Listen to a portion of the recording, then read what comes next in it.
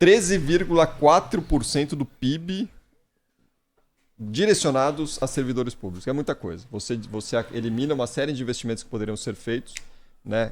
Outros tipos de aplicações que acabam sendo destinadas a esse peso para o Estado, que é o funcionalismo público aqui no Brasil, né, Cláudio? Olha, na verdade é o seguinte, o Brasil tem um peso enorme, né? Nós não merecemos isso, 13,4% do PIB é o quanto custa o servidor público para o país, mas assim, é um número que dá para administrar, dá para diminuir, né? E chegar a padrões aceitáveis, né? Isso aí, nenhum governo, nenhum país vive sem funcionário público, né? Tem que ter funcionário público. Agora, o funcionário público não pode desfrutar de privilégios, regalias que os brasileiros dispõem em muitos casos. E eu me refiro àqueles do topo da pirâmide. Da cadeia, né? A imensa maioria dos trabalhadores do setor público ralam muito e ganham pouco. É preciso a gente destacar sempre isso, né? O deputado Ricardo Barros, ele tem razão quando ele fala sobre isso, né? Quando ele diz que há setores do serviço público que recusam a discutir uma nova Constituição porque eles já são tão privilegiados pela Constituição que não querem mexer nisso, né?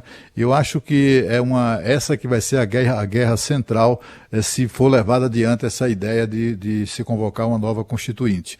Porque vai ter aquela imensa parcela da população que se beneficia dos privilégios assegurados pela Constituição que não querem perder essa boquinha, né? Nós vivemos num país em que auxílio babá virou direito adquirido para categorias que passaram a receber, né?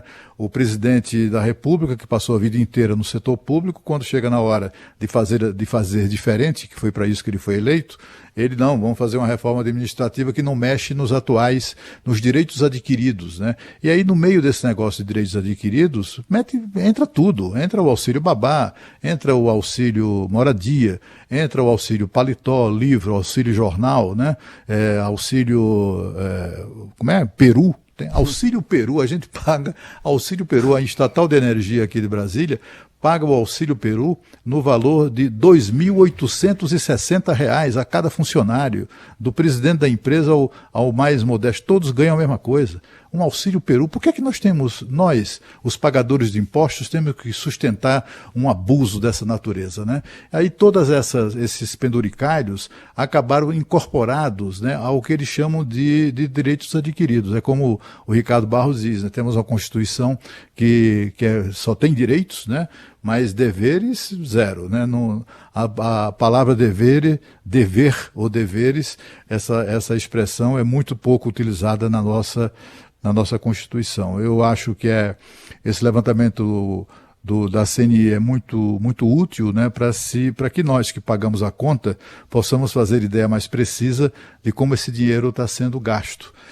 Mas em muitos casos, é preciso dizer isso, em muitos casos bem gasto, né? Funcionário público é necessário, tem que ter, né? Ninguém pode imaginar uma sociedade sem servidores públicos, né? É saudável que o país os tenha.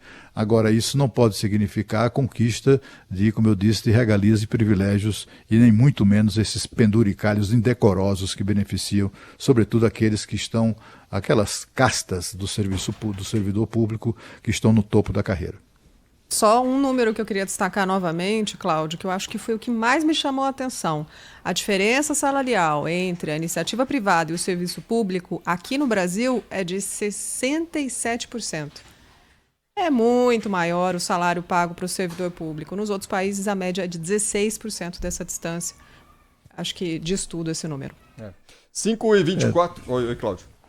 Tem um empresário aqui muito respeitado em Brasília, que faleceu recentemente em razão do Covid, da Covid, o Arnaldo Cunha Campos, que certa vez ele falou sobre isso, ele falando sobre esse tema, né, que estamos tratando agora, né, dessa questão. Ele disse que o problema no Brasil, isso aí virou um problema quando o serviço público virou um bom negócio, né? Foi exatamente o momento, nas últimas 2 décadas, né, os últimos 15 anos, quando proliferaram os cursinhos para preparar as pessoas para fazer concurso, né? Há aqui em Brasília gerações e gerações de pessoas que não fazem outra coisa a não ser estudar para concurso. eles não trabalham, aquela geração nem, né? Nenhuma coisa, né? Nem trabalha nem estuda. Aqui o nem não trabalha, não estuda formalmente, mas estuda para fazer concurso. São pessoas que querem entrar no serviço público com a garantia de que vão receber mais ou menos, não vai ser muita gente talentosa que poderia ganhar muito mais se virasse um empreendedor, por exemplo, acaba se acomodando no serviço público por um salário que é bastante atraente e ficam ali a vida inteira até serem aposentados aos 40, 45 anos de idade e era assim que funcionava no nosso país, né? Virou bom negócio e aí acabou, inclusive, representando, eu acho que é um estudo que não foi feito, né? Assim, eu conheço inúmeras pessoas, inclusive pessoas amigas, gente que está no Senado Federal, na Câmara, no Tribunal de Contas, etc., servidores de carreira, gente talentosíssima, né? Pessoas que se tivessem investido na própria vida, né? No seu próprio talento, no setor privado, eles certamente estariam em situação financeira ainda melhor do que estão hoje, muito bem pagos, aliás, com salários dessas organizações do Serviço Público Federal.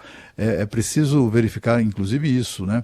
Que essa atração em que se transformou o setor público acabou levando o país a ter um enorme prejuízo do ponto de vista da utilização dos seus talentos para transformar a sociedade.